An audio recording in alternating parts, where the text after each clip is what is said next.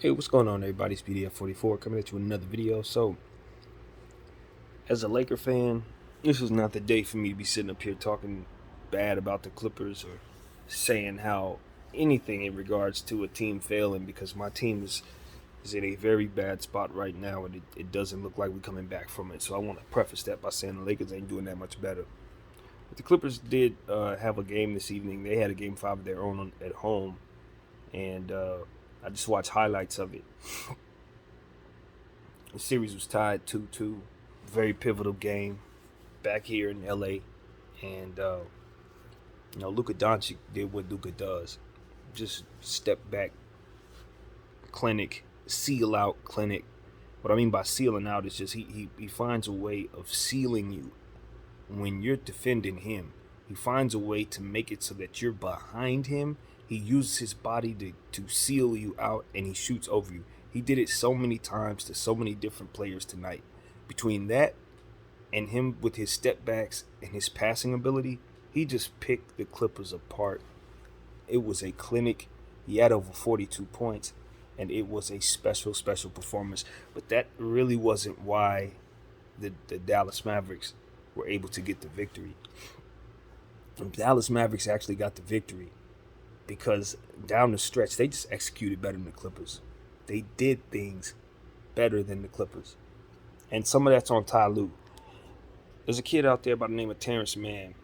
He had a phenomenal steal at the end of the game. Clutch steal, fantastic defensive play. But on that exact same play in the exact same sequence, he drives the ball toward the basket, has his man sealed out the same way Luka does, with an angle to hit a little bitty layup. He had the angle. I froze it. All he had to do was shoot. And he choked. He did not want to take the shot. He passed it to Nicholas Batum, who was coming from behind the play, running at the basket. Nick Batum had a defender in front of him, and he was forced to somehow catch that pass. Forced layups. By then, the defense was in position. It became a layup rebounding situation where guys were missing and rebounds were taken. It was never a situation where they were able to make a shot in that play. Terrence Mann, all he had to do was shoot the ball, and they would have had the lead with like maybe 5 seconds to go or something like that, and he just passed up the shot. He just was afraid and didn't take the shot. Literally that simple. There's no other way to put it. And he's a rookie. Some of that's on Ty Lue. He did get the steal, so you got to love the fact that he was able to do something good on defense. But on the offensive end, he literally cost his team the game. I know it doesn't come down to one play, so I'm not going to sit up here and say, oh, it was only that play that ultimately was the cause of the loss. But they were in position at that point, they were in position to win the game. Firm position at that point, with momentum and everything. And the rookie just it was, the moment was too big for him. He didn't make a decision.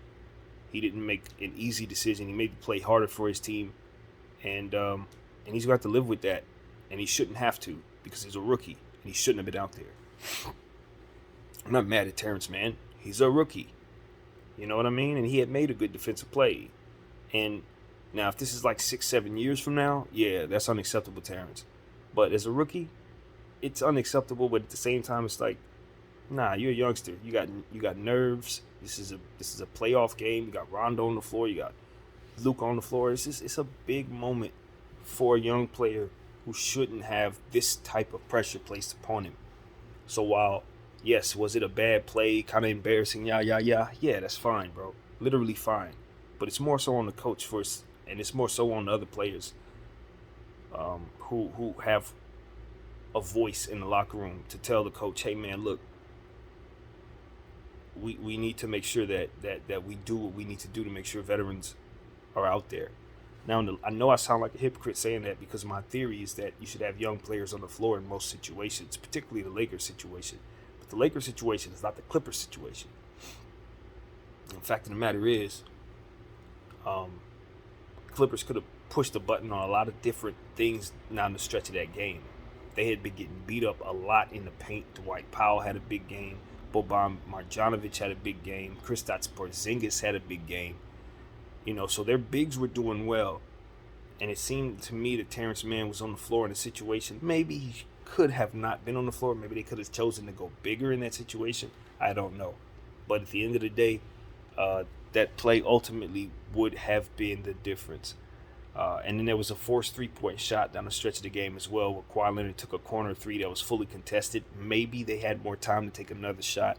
Maybe he could have made a pass in that situation, kind of get them a better look, kind of force something that just was no chance it was going in.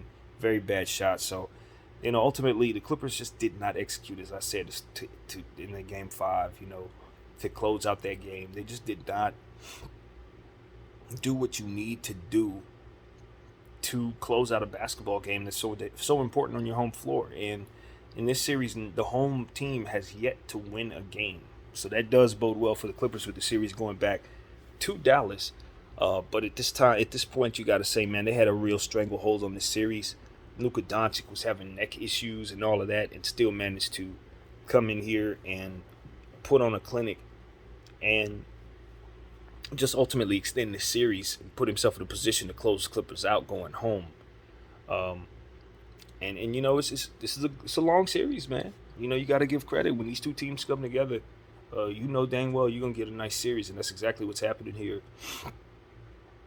And the legend of Luka Doncic is real. He's coming along. As I've said, I think he's a better player than Kawhi Leonard at this stage of the game. And he's leading his team as of right now. The record shows it. So I'm looking forward to Game 6. I think it's going to be a fantastic matchup. I do think that the home team is probably going to lose again, since that's been the theme, and this thing will probably go 7. My prediction was that the Clippers would win this series, ultimately come back and win this series. I'm not swaying from that prediction at this point. See the thing through, but I'll tell you this: the Clippers hurt themselves quite a bit tonight, and when you're in situations like this, it's one shot deal. Either you go win the next game and you go home. They're in the same situation as the Lakers, albeit they've gotten there in different ways. Still the same result. So this is a big week for the LA sports basketball fans. We are both in a very tough spot. So at the end of the day, we're both humbled. I had us both getting to the Western Conference Finals, but maybe we both don't even get out of the first round. So that's what I got to say. My name is BDF44. Thank you guys for watching. I'm out.